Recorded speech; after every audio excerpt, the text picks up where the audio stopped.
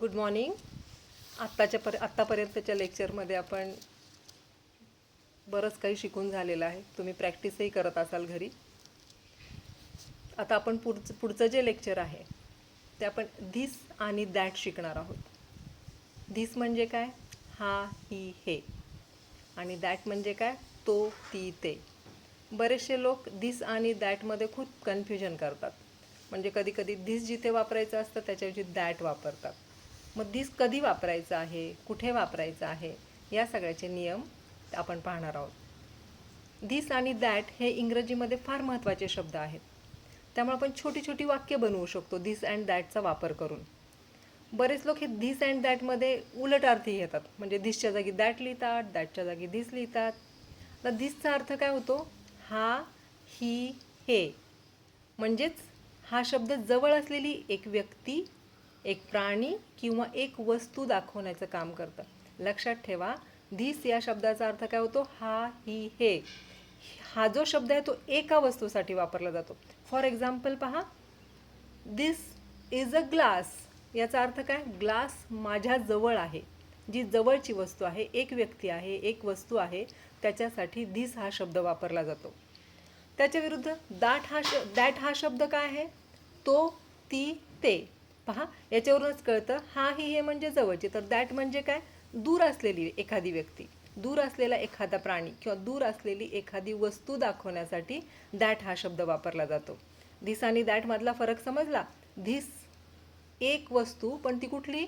जवळची. ते दाखवण्यासाठी आपण धिस शब्द वापरतो. आणि दॅट कशासाठी वापरतो? तर दॅट म्हणजे लांबची वस्तू आहे, पण एकच वस्तू आहे, ती दाखवण्यासाठी आपण दॅट हा शब्द वापरतो. फॉर एक्झाम्पल पहा, धिसचे एक्झाम्पल्स पाहूया आधी. दिस इज अ डॉग म्हणजेच काय? याच्यावरून अर्थ काय होतो? दिस इज अ डॉग म्हणजे कुत्रा. हा कुत्रा आहे, पण कुठे आहे? माझ्या जवळ आहे. This is a bag. ही बॅग आहे, माझ्या जवळपास आहे किंवा मी हात लावू शकते अशा ठिकाणी आहे. This is a table.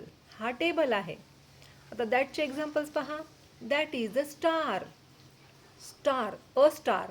हे पण आपण काय वापरतोय? एका वस्तूसाठी, एका याच्यासाठी. तर दॅट इज अ स्टार. आपण दिस इज अ स्टार म्हणू शकतो का? स्टारला तुम्ही हात लावू शकता का? नाही. त्यामुळे that is a star. Okay, लक्षात ठेवा, आपण फक्त एक वचन पाहतो आहोत. That is a star. आपण लांब हात करतो आकाशाकडे आणि सांगतो दॅट इज अ स्टार, म्हणजे तो तारा आहे. That is a bat. लांब ठेवलेली बॅट आहे, ती दाखवण्यासाठी आपण दॅट या शब्दाचा वापर करतो. That is a tree. हे एक्झाम्पल्स तुम्ही दिस थ्रू पाहिले तर दिस इज अ स्टार म्हणू शकता का? नाही. पण दिस इज अ बॅट म्हणू शकता. ही बॅट आहे, जवळ आहे म्हणून. लांब असेल तर दॅट, जवळ असेल तर दिस. ओके, हा नियम फार महत्त्वाचा आहे. दिस आणि दॅट शब्दाला इंग्रजीमध्ये फार किंमत आहे, कारण की याच्यामधून आपण छोटी छोटी वाक्य बनवू शकतो. त्याच्यातून आपले वाक्य जे बनतात त्याच्यामुळे आपल्याला अर्थ प्रेरित होतो. दिस आणि दॅट हे दोन्ही शब्द कसे आहेत? एकवचनी आहेत. त्यांच्याबरोबर काय वापरलं जातं पहा. वर्तमान काळात बी या क्रियापदाचे इज हेच रूप वापरले जाते. ओके, दिस वॉज नाही म्हणत. दिस वॉज हा शब्द कधीच येत नाही. पण दिस इज, दॅट इज एवढा एकच शब्द वापरला जातो. बीचं कुठलं रूप वापरलं जातं? इज. आता तुम्हाला काही होमवर्क देते. असे दिस आणि दॅटचे तुम्ही 20-20 वाक्य बनवून द्यायचे आहेत. PDF पाठवणारच आहे आणि तुम्ही ते होमवर्क पूर्ण करायचं आहे. आता पहा, आपण काय पाहिलं? दिस आणि दॅट एक वचनात वापरण्यासाठी पाहिलं, एका वस्तूसाठी पाहिलं. मग अनेक वचनसाठी काय वापरायचं आहे आपल्याला? त्या अनेक वचनसाठी काय शब्द आहेत? दीज आणि दोज. ओके, दीजचं स्पेलिंग पहा, THESE, आणि दोजचं स्पेलिंग काय? THOSE. दिस या शब्दाचं अनेक वचन आहे दीज. दीज. ओके, नॉट दिस. दिस आणि दीज. त्याच्यानंतर दॅट या शब्दाचं अनेक वचन आहे दोज. THOSE. एक वचनमध्ये दिस अँड दॅट, अनेक वचनमध्ये दीज आणि दोज हे दोन शब्द वापरले जातात. दीज हा शब्द जवळ असलेल्या अनेक व्यक्ती, प्राणी किंवा वस्तू दाखवण्याचं काम करतो. दिसमध्ये काय पाहिलं होतं आपण? एक व्यक्ती, एक वस्तू. हे जवळ आहे एकच वस्तू, त्याच्यासाठी आपण कुठला शब्द वापरतो? दिस. पण ते अनेक आहेत तर काय वापरणार आपण? दीज. प्रनाउन्सिएशन पहा, दीज. ओके. दोज हा शब्द दूर असलेल्या व्यक्ती, अनेक व्यक्ती, अनेकला अंडरलाईन करा. अनेक व्यक्ती, प्राणी किंवा वस्तू दाखवण्याचं काम करतो. कळालं? दीज आणि दोज हे दोन्ही शब्द कसे आहेत? धिस आणि दॅट सारखेच आहेत, पण धिसचं अनेक वचन काय आहे? दीज. आणि दॅटचं अनेक वचन काय आहे? दोज. ओके. पहा, पुन्हा एकदा सांगते. दीज हा शब्द जवळ असलेल्या अनेक व्यक्ती, प्राणी किंवा वस्तू दाखवण्याचं काम करतो. आणि दोज हा शब्द दूर असलेल्या अनेक व्यक्ती, प्राणी किंवा वस्तू दाखवण्याचं काम करतो. दीजचा अर्थ काय होतो पहा? हे, ही, ह्या. हे, ही, ह्या. आणि दोजचा अर्थ काय होतो? ते, ती, त्या. ओके. फॉर एक्झाम्पल पहा, दीजचे काही एक्झाम्पल्स पाहूया. These are dogs. हे कुत्रे आहेत. कुठे आहेत हे दीज म्हणजे काय? जवळ आहेत, अनेक आहेत. These are dogs. These are bags. या बॅग्स आहेत, अनेक आहेत पण जवळ आहेत. These are tables. हे टेबल्स आहेत, अनेक आहेत पण जवळ आहेत. आता दोजचे एक्झाम्पल्स पाहूया. Those are stars. आपण आकाशाकडे हात करतो. दॅट इज स्टार असं बोललो आपण, है ना? That is a star. पण आता इथं आपण काय बोलणार आहोत? अनेक तारे दाखवायचे आहेत आपल्याला. मग आपण म्हणणार दोज आर स्टार्स. त्याच्यानंतर those are boxes. Those are trees. याचा अर्थ काय होतो? दोज आर बॉक्सेस म्हणजे काय? त्या पेट्या आहेत. दोज आर ट्रीज म्हणजे काय? ती झाडे आहेत. या अर्थी दीज आणि दोज हे शब्द वापरले जातात. दिस आणि दॅट बरोबर दीज आणि दोज हे पण तुमच्या लक्षात राहिलं पाहिजे. दीज अँड दोज या शब्दानंतर बी या क्रियापदाचे वर्तमान काळात आर हे रूप वापरतात. दिस अँड दॅट बरोबर काय वापरलं होतं आपण? इज. आता इथे आपण काय वापरणार आहोत? Those are, these are, those are. Are हा शब्द कधी वापरणार आहोत? इजचं अनेक वचन काय आहे? आर. हे मी तुम्हाला सांगितलेलं आहे आधीच. इजचं अनेक वचन होतं आर, म्हणून हे अनेक वचनी शब्द आहेत. म्हणून इथे काय वापरायचं आहे? These are, those are. Okay. एक वचनमध्ये काय आहे? That is. त्याचंच अनेक वचन काय होतं? These R. सॉरी, एक वचनमध्ये काय होतं? This is. त्याचं अनेक वचन होतं दीज आर. एक वचनमध्ये दॅट इज आणि इकडे दोज आर. पहा, दिसचे काही एक्झाम्पल्स पाहूया आणि त्याचं दीजचं रूपांतर पाहूया. This is a toy. These are toys. This is a box. These are boxes. This is a bench. These are benches. This is a brush. These are brushes. This is a mango. These are mangoes. This is a bus. These are buses. कळालं? दिस आणि दीजचा वापर कसा करायचा? आता that आणि दोजचा वापर पाहूया. That is a beggar. तो भिकारी आहे. Those are beggars. ते अनेक भिकारी आहेत. That is a fan. तो पंखा आहे. Those are fans. ते जास्तीचे अनेक पंखे आहेत. That is an apple. हे काय आहे? ॲपल आहे. सफरचंद आहे. Those are apples. That is an eagle. Those are eagles.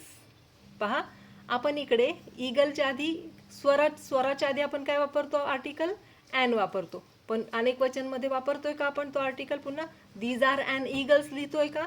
तर नाही. आपण डायरेक्टमध्ये काय लिहितोय? These are eagles. इथं ॲन वापरायचा नाही. ॲन आणि अचा अर्थ काय होतो? एक वस्तू. That is a hill. Those are hills. कळालं तुम्हाला? धिस, दॅट, दीज, दोज मधला फरक कळाला? आता त्याचे काही होमवर्क देते आहे. अशा पद्धतीचे तुम्ही 20 वाक्य बनवून ठेवायचे आहेत. आणि जेव्हा आपली मीट होईल तेव्हा मला प्रत्येकाने वही दाखवायची आहे. आता अजून काही शब्द आहेत आपले इम्पॉर्टंट, ते पाहूयात आपण.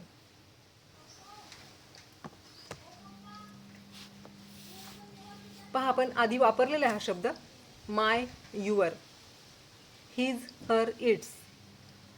त्याचा वापर कसा करायचा हे शब्द आपल्याला माहिती आहेत, पण त्याचा वापर कसा करायचा हे मात्र आपल्या लक्षात येत नाही. त्याचा वापर कसा करायचा आहे तो पाहूया. मायचा अर्थ काय होतो? माझा, माझी, माझे. युअरचा अर्थ काय होतो? तुझा, तुझी, तुझे. हिजचा अर्थ काय होतो? त्याचा, त्याची, त्याचे. हरचा अर्थ काय होतो? तिचा, तिची, तिचे. इट्सचा अर्थ काय होतो? त्याचा, त्याची, त्याचे. तिचा, तिची, तिचे. ओके. सो इकडे प्रथम पुरुषमध्ये आपण काय वापरतो? आय. आय म्हणजे कोण? मी. I am a girl. ही माझी वस्तू आहे. हे सांगण्यासाठी मला काय शब्द वापरावा लागेल? This is my bag. This is my glass. पहा, प्रथम पुरुषामध्ये काय वापरतो आपण? आय, मी. त्याचा षष्टीमध्ये वापर काय करायचा? माय, माझा. You, your. He, his. She, her. It, its. Okay. आता फॉर एक्झाम्पल पाहूया. I am Ramesh. This is my pen. मी रमेश आहे. हा माझा पेन आहे. You are Sheela. This is your book. तू शीला आहेस. हे तुझं पुस्तक आहे. He is a Potter. तो कुंभार आहे. That is his wheel. तो चाकावर मडकी बनवतो. त्याचं व्हील आहे ते. शी इज अ टीचर. ती कोण आहे? शिक्षिका आहे. This is her school. ही तिची शाळा आहे. It is a table. हा टेबल आहे. Those are its legs. त्याचे ते पाय आहेत. ओके. हे कळालं तुम्हाला एक्झाम्पल्स? आता वरील वाक्यामध्ये आपण काय वापरलं? I, you, she, he, it. Okay. हे वापरलेलं आहे. ही एकवचनी पुरुषवाचक सर्वनामं आहेत आणि याचा उपयोग आपण कर्ता म्हणून करतो. कर्ता. त्याचा आपण डिटेलमध्ये पुढे पाहणार आहोत. पण आता लक्षात ठेवा, हा व्हर्ब आहे म्हणजेच कर्ता आहे. जोपर्यंत कर्ता एखाद्या वाक्यात येत नाही तोपर्यंत वाक्याला पूर्ण अर्थ येत नाही. फॉर एक्झाम्पल पहा. जुई इज माय सिस्टर. जुई माझी बहीण आहे. Raju is your brother. Raju हा तुझा भाऊ आहे. Krishnarao is her father.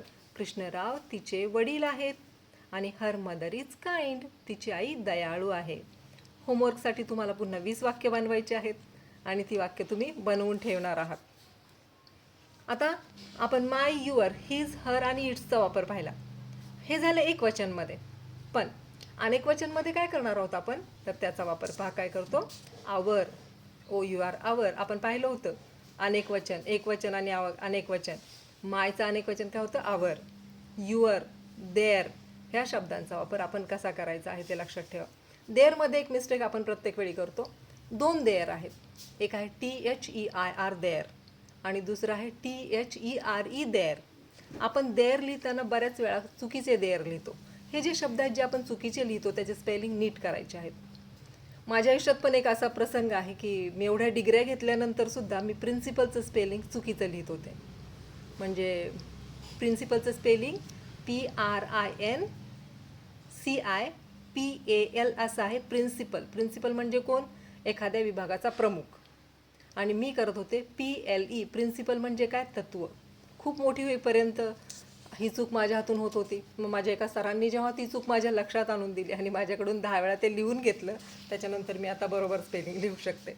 म्हणजे मिस्टेक्स होत राहतात. खूप छोट्या चुका असतात पण पूर्ण अर्थ बदलून जातो. त्यामुळे आपण स्पेलिंग काय लिहितो, उच्चार आपण देअरच करतो पण त्याचं स्पेलिंग काय लिहितो हे महत्त्वाचं आहे. म्हणून रायटिंग स्किलवर सुद्धा लक्ष द्यायचं आहे.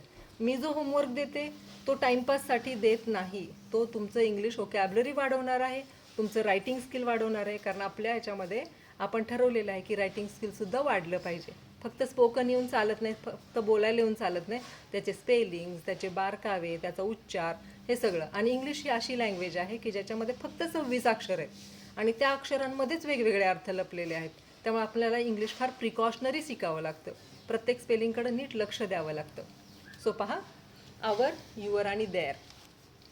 आवर म्हणजे काय? आमचा, आमची, आमचे, आपला, आपली, आपले. पहा, मराठीत किती शब्द आहेत आणि त्याला प्रतिशब्द इंग्रजीमध्ये काय आहे? फक्त आवर. युअर तुमचा, तुमची, तुमचे. देअर त्यांचा, त्यांची, त्यांचे. याच्यावरून वाटतं की नाही इंग्लिश सोपी लँग्वेज आहे. एकच शब्द एवढ्या साऱ्या शब्दांसाठी. सो पहा, we are students. These are are books. आम्ही विद्यार्थी आहोत. ही आमची पुस्तकं आहेत. Our books are new. आमची पुस्तकं कशी आहेत? न्यू आहेत, नवीन आहेत. You are children. Those are your toys. तुम्ही मुलं आहात, ती तुमची खेळणी आहेत. Your toys are good. तुमची खेळणी कशी आहेत? छान आहेत. They are teachers. ते शिक्षक आहेत. Those are their chalksticks. Chalksticks म्हणजे काय? खडू. ते त्यांचे खडू आहेत. आणि देअर चॉकस्टिक्स आर पिंक. त्यांच्या हातात गुलाबी रंगाचे खडू आहेत. कळालं? दीजचा वापर, आवरचा वापर कसा करायचा आहे? आवर, युअर आणि देअरचा. अजून काही एक्झाम्पल्स पाहूया. These are our candles. ह्या आमच्या मेणबत्त्या आहेत. Our candles are big. आमच्या मेणबत्त्या मोठ्या आहेत. Those are your mangoes. ते तुमचे आंबे आहेत. Your mangoes are yellow. तुमचे आंबे पिवळ्या रंगाचे आहेत. That is their house. ते त्यांचं घर आहे. आणि देअर हाऊस इज ब्युटिफुल. त्यांचं घर कसं आहे? सुंदर आहे. आता पुन्हा एकदा आपला तक्ता जो आहे, जे तक्ते देते आहे ते नीट लक्षात ठेवायचे. ते तक्ते पाठ करायचे तुम्हाला. प्रथम पुरुषमध्ये काय वापरवा? एकवचनमध्ये आयचं माय होतं. वीचं काय होतं? आवर. द्वितीय पुरुषमध्ये यूचं युअर, यूचं युअरच. तृतीय पुरुषमध्ये ही, शी, इट हे 3 शब्द आहेत. त्यातलं हीचं होतं हिज, शीचं होतं हर आणि इटचं होतं इट्स. इट्स लिहिताना ॲपॉस्ट्रॉफी एस लावायचा नाही. इट इज त्याचं इट्स. ओके. दिस, दे. आणि त्या सगळ्यांचं अनेक वचन काय होतं? दे, देअर. देअरचं स्पेलिंग लक्षात ठेवा पुन्हा एकदा. THEIR. याचा अर्थ होतो त्यांचा, त्यांची, त्यांचे. देचा अर्थ काय होतो? ते, ती, त्या. आणि देअरचा अर्थ काय होतो? त्यांचा, त्यांचे आणि त्यांचे. होमवर्क दिलेला आहे तुम्हाला PDF मध्ये. पहा, फिल इन द ब्लँक्स दिलेले आहेत 5. ते तुम्ही करून ठेवायचे आहेत. आणि अशा प्रकारे आज आपण पुढचा टॉपिक पूर्ण केलेला आहे. याच्यामध्ये जे काही दिलेले तक्ते आहेत, जे काही स्पेलिंग्ज आहेत, जे मी बारकावे सांगितलेले आहेत, ते पुन्हा पुन्हा ऐका आणि नीट लक्षात ठेवा. Okay, bye.